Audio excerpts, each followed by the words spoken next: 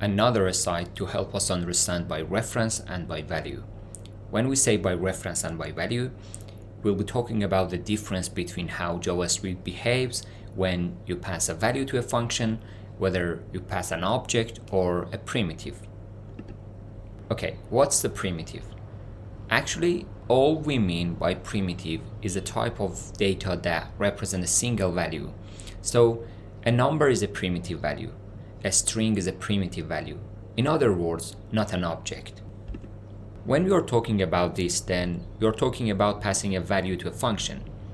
So just using a function like you normally would, giving it a parameter.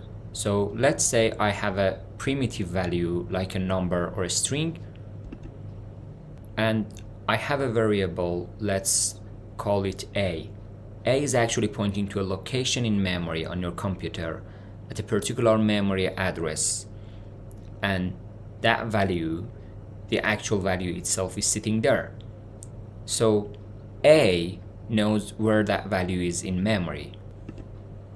When we pass then A to a function, let's say we have a function that accepts parameter B. So we call the function and pass it A. What actually happens with the primitive value is that copy of that value, a copy of that primitive value, is created. So B points to a new location in memory, a different location in memory that holds a copy of that same value. This is called by value. You're passing by value. This happens naturally in JavaScript. What also happens naturally in JavaScript is that when we pass an object to a function, something very different happens. Let's say A might point to an object. Remember, an object is just a collection of name-value pairs. And it also will be sitting in a particular spot in memory. But when we call a function, we pass it to a function. That variable, that parameter inside the function, points to the same spot in memory that our original variable does. This is called pass by reference, meaning no new copy of the object is made, but it's actually two variables pointing now to the same location in memory. And so when you change one, you change the other because it's actually the same value. Let's look at a quick example. Here in my app.js file, let's take a look at two examples. First, we'll pass by value. I'll create a simple function called change, and it will accept the value B, and we'll change it to 2. And then I will declare a variable called A is equal to 1, and if I call the change and pass the A as parameter, and if I console.log, and I'm gonna see the final result of A, what would you expect the value to be? What will be the value of A after we pass it into this function, this line is run? Well, let's take a look. I'll go to the command line and call node app.js and then get 1. Why? Because when change is called and this value A is passed to B, A is a primitive value. It's a number. And so B became a copy of this value. And when I change B, it changed a different spot in memory than the spot that A is pointing at.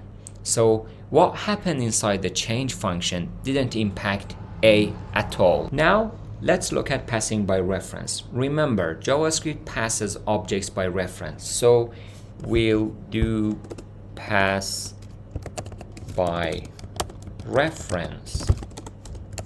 We'll make a simple function called change object, and it receives a parameter. We'll assume that D is an object, and I'll change it and added some properties. So I would say D dot, let's say prop1, it's a function, it will be just an empty function, and the prop, let's say prop2 is an empty object, sorry. All right, now I create a variable called C. It's an empty object.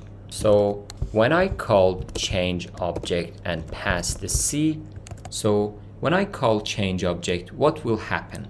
Well, let's say it actually has C, let's say C object has prop1 and it's an empty object.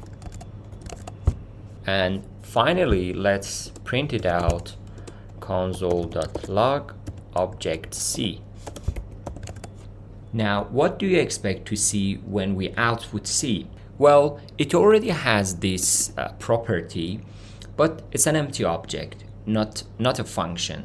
This function, then this takes the D object and then overwrites that property and also adds a new one, adds new property. So what do you expect to see when we actually console.log here?